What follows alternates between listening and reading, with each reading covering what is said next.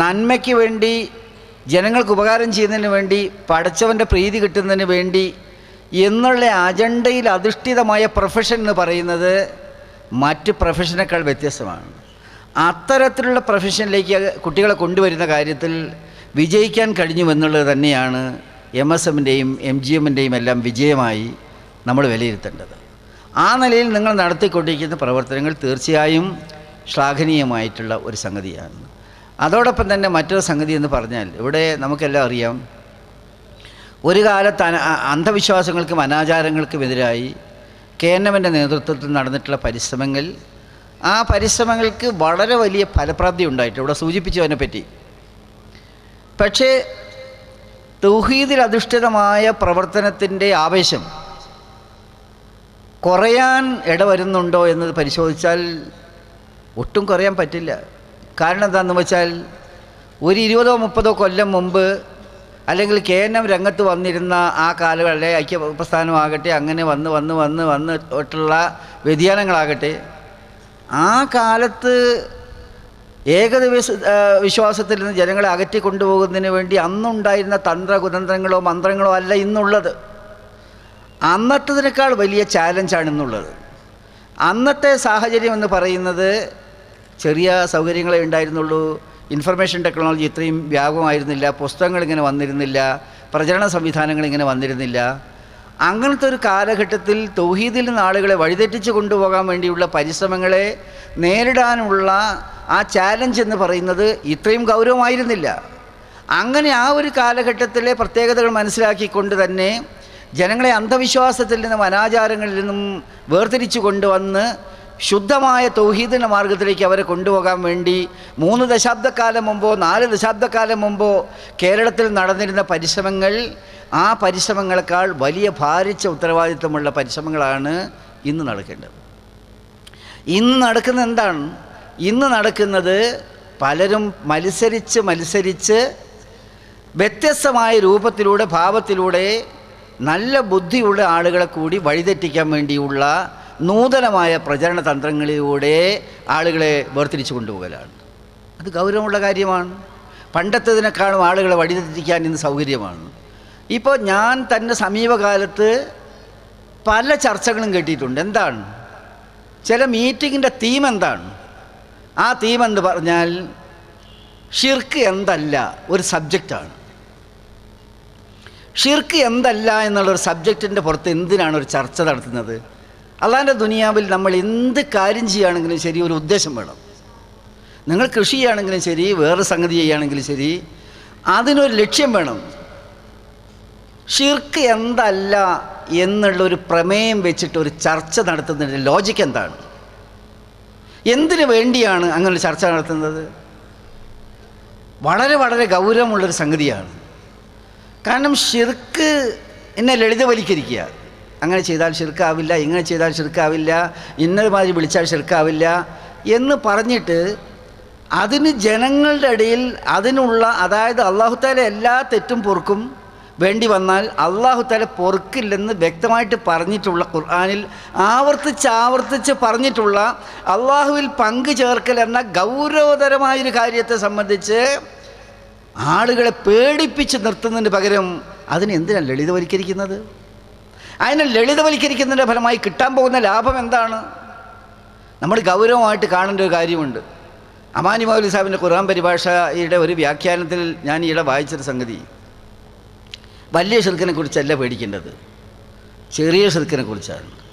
എന്താണ് മൗലവി അതിൻ്റെ വ്യാഖ്യാനത്തിൽ പറഞ്ഞതെന്ന് ചോദിച്ചാൽ, വളരെ നല്ലൊരു ഉദാഹരണമാണ്. മൗലവിൻ്റെ ഭാഷ എന്ന് പറഞ്ഞാൽ, ആ കാലത്ത് അമാനി മൗലവി ഖുർആൻ പരിഭാഷ എഴുതിയ കാലത്ത് മൗലവിൻ്റെ കയ്യിലുണ്ടായിരുന്ന ഭാഷയുടെ ആ സൗന്ദര്യം ഒന്നും ഇന്ന് ആലോചിക്കാൻ കഴിയില്ല. മൗലവി അതിൽ വിശദീകരിക്കുകയാണ്.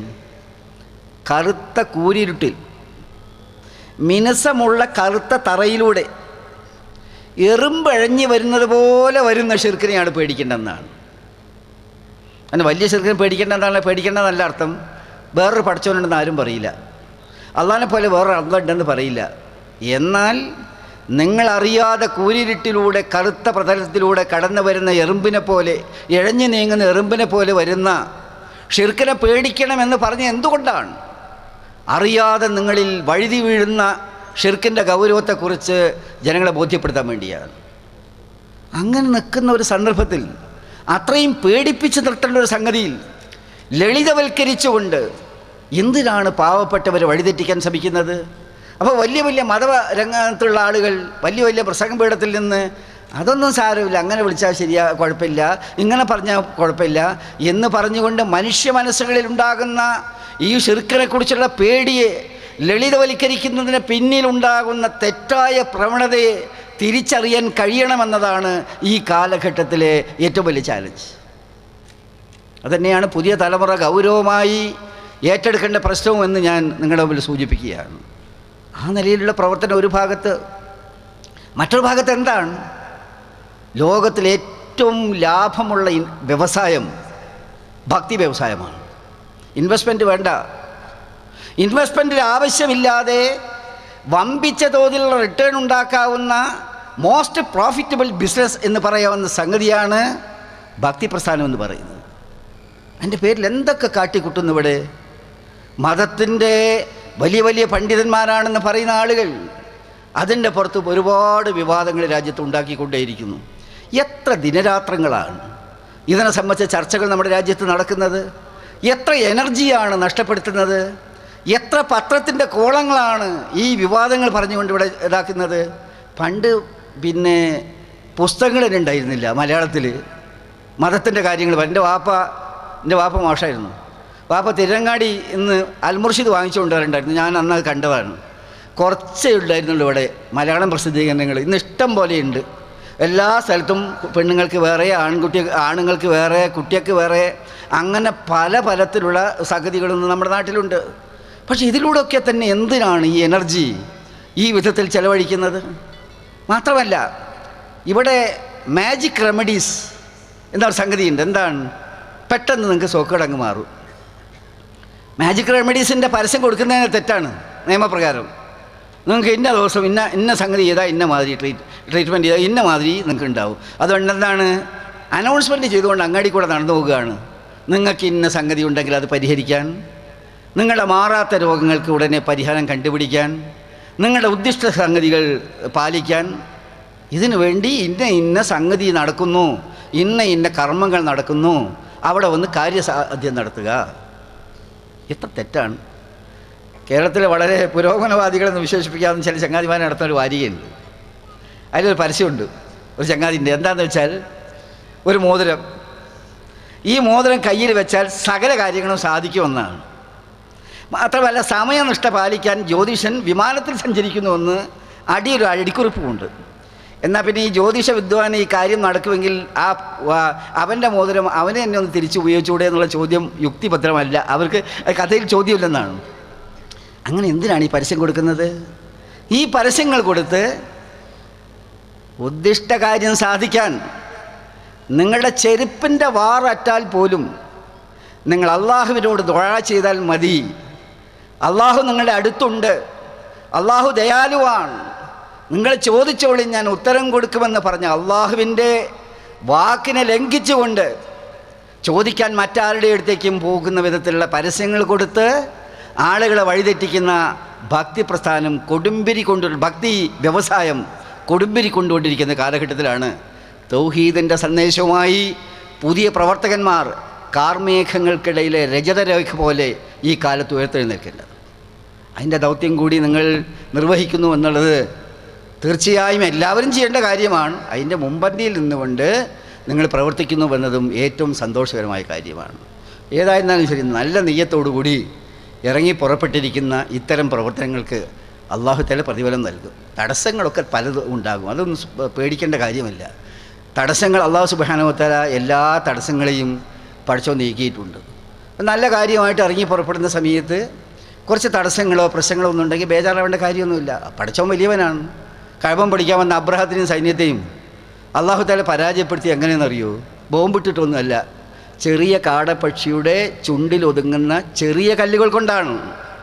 ചെറിയ കാടപ്പക്ഷിയുടെ ചുണ്ടിലൊതുങ്ങുന്ന ചെറിയ കല്ലുകൊണ്ട് അബ്രഹത്തിനെയും സൈന്യത്തെയും അള്ളാഹു തആല പരാജയപ്പെടുത്തിയത് നമുക്ക് പഠിക്കാൻ വേണ്ടിയാണ്, നമുക്ക് കാണാൻ വേണ്ടിയിട്ടാണ്.